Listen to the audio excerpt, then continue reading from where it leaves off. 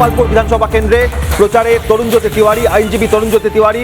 একদিকে তৃণমূল প্রার্থী অদিতি মুন্সি আর তার বিরুদ্ধে বিজেপি প্রার্থী তরুণজ্যোতি তিওয়ারি। গতকাল অর্জুনপুর এলাকা, আজ বাগুইআটিতে প্রচার সারছেন তিনি। বাজারে, দোকানে মানুষের সঙ্গে কথা বলছেন, তাদের অভাব, অভিযোগ, সুযোগ সুবিধে সব নিয়ে কথা বলছেন। সরাসরি চলে যাব প্রতিনিধি রুমকির কাছে। প্রচারে মূলত কোন কোন বিষয়ে, কোন কোন ইস্যুকে তুলে ধরছেন বিজেপি প্রার্থী তরুণজ্যোতি তিওয়ারি? প্রচারের একটি ছবি রুমকি। আজ রবিবার সকাল সকাল প্রচারে বেরিয়েছেন এবং সবজি বাজার থেকে মাছ বাজার, যেখানে ক্রেতা থেকে শুরু করে বিক্রেতা সকলের সঙ্গেই কার্যত তিনি কথা বলছেন।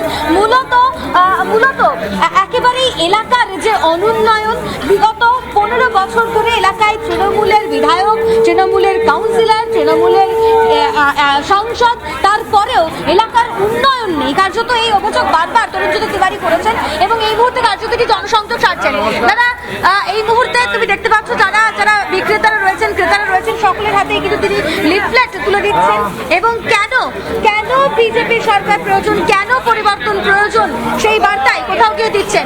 এই মুহূর্তে আমি সরাসরি একবার কথা বলে নেওয়ার চেষ্টা করব।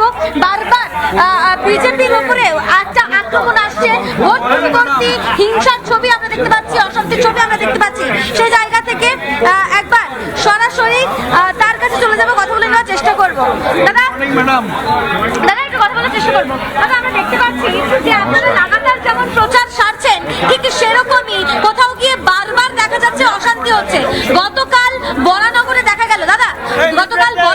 দেখা গেল যে সজল ঘোষ, তার পার্টি অফিসে হামলা চললো এবং কার্যত যে পরিস্থিতি তৈরি হলো তার 1 ঘন্টা পরে কেন্দ্রীয় বাহিনী এলো। এই অশান্তির পরিবেশ ভোটের আগেই, কি বলবেন? সায়ন্তিকা হেরে গেছে, ভয় পেয়েছে। তৃণমূল নেই, তৃণমূলের প্রার্থীরা ভয়ে আছে, হামলা করছে। এই বিধানসভায় আমাদের বিভিন্ন ওয়াল রাইটিং যেগুলো আছে সেগুলোকে নষ্ট করছে, সেগুলোকে দখল করছে। সব জায়গায় একই অবস্থা, হুমকি সিচুয়েশন চলছে।